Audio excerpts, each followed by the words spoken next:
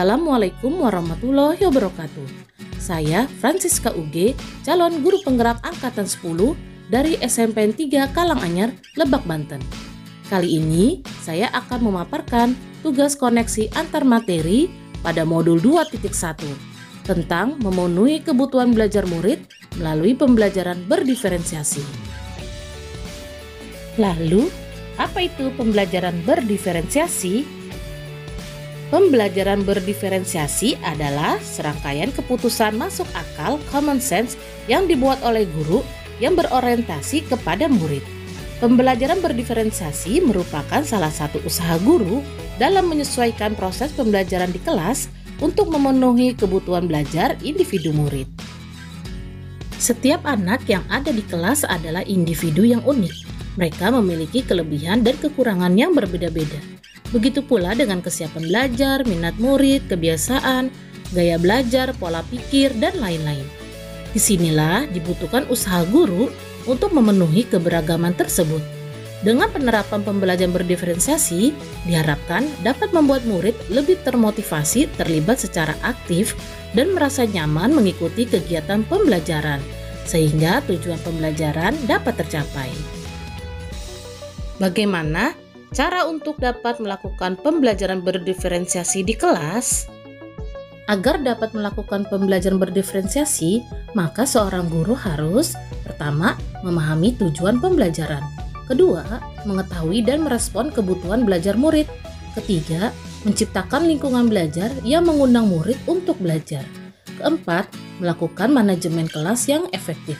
Terakhir, yang kelima, melakukan penilaian yang berkelanjutan.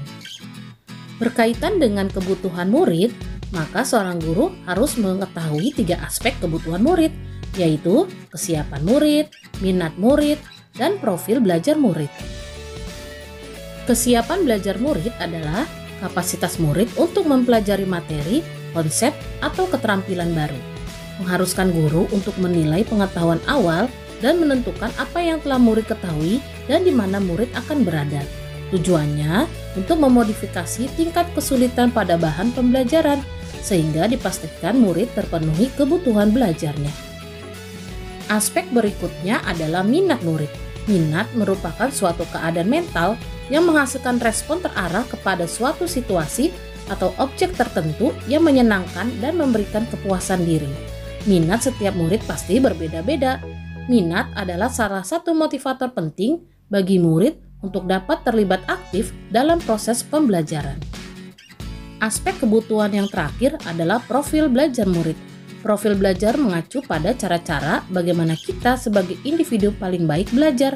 Tujuannya untuk memberikan kesempatan kepada murid agar dapat belajar secara natural dan efisien.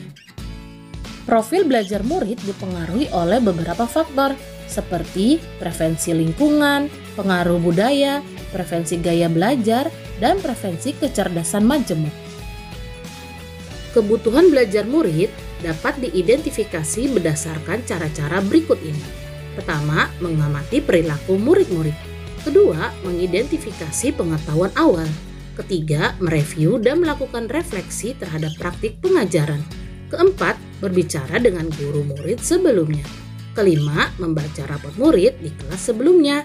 Atau bisa juga menggunakan berbagai penilaian formatif dan diagnostik. Setelah memahami kebutuhan dasar murid, maka guru harus memahami 3 strategi pembelajaran berdiferensiasi. Pertama adalah diferensiasi konten, yaitu membedakan materi pengetahuan dan keterampilan yang diberikan kepada murid, tetapi tetap sesuai dengan kurikulum. Yang kedua ada diferensiasi proses, yaitu pembedaan dalam cara siswa menerima, memproses, dan memahami konten. Terakhir ketiga, diferensi produk, yaitu membedakan atau memodifikasi produk sebagai hasil belajar murid, hasil latihan, penerapan, dan pengembangan apa yang telah dipelajari murid. Lalu, bagaimana keterkaitan antara modul 2.1 pembelajaran berdiferensiasi dengan modul-modul yang lain? Kaitan antara modul 2.1 dengan modul 1.1 yaitu Pembelajaran berdiferensiasi merupakan usaha guru untuk memenuhi kebutuhan belajar murid sesuai dengan kodrat alam dan kodrat zaman berdasarkan filosofis Ki Hajar Dewantara. Kaitan antara modul 2.1 dengan modul 1.2 adalah dalam melakukan pembelajaran berdiferensiasi, seorang guru penggerak harus mengimplementasikan nilai dan peran guru penggerak guna menciptakan pembelajaran yang menuntun murid ke arah kemerdekaan belajar. Kemudian, kaitan antara modul 2.1 dan modul 1.3 adalah pelaksanaan pembelajaran berdiferensiasi dapat menjadi salah satu strategi guru penggerak untuk mewujudkan visinya yang berpihak pada murid. Terakhir, kaitan antara modul 2.1 dan modul 1.4 adalah dalam pelaksanaan pembelajaran berdiferensiasi antara guru dan murid harus memiliki keyakinan kelas agar proses pembelajaran dapat berjalan dengan baik sesuai dengan nilai-nilai budaya positif. Demikian koneksi antar materi pada modul 2.1. Kesimpulan pada modul ini adalah melalui penerapan pembelajaran berdiferensiasi, guru bisa mengenali kebutuhan para murid yang beraneka ragam. Kemudian, guru bisa merancang metode ajar yang paling efektif bagi mereka. Adanya pembelajaran berdiferensiasi juga membantu guru mengatasi kesenjangan belajar serta memberikan dukungan yang tepat kepada setiap murid. Murid pun dapat lebih termotivasi untuk terlibat secara aktif dalam kegiatan pembelajaran. Terima kasih kepada Bapak dan Ibu guru yang telah menyaksikan video ini. Salam dan bahagia. Wassalamualaikum warahmatullahi wabarakatuh.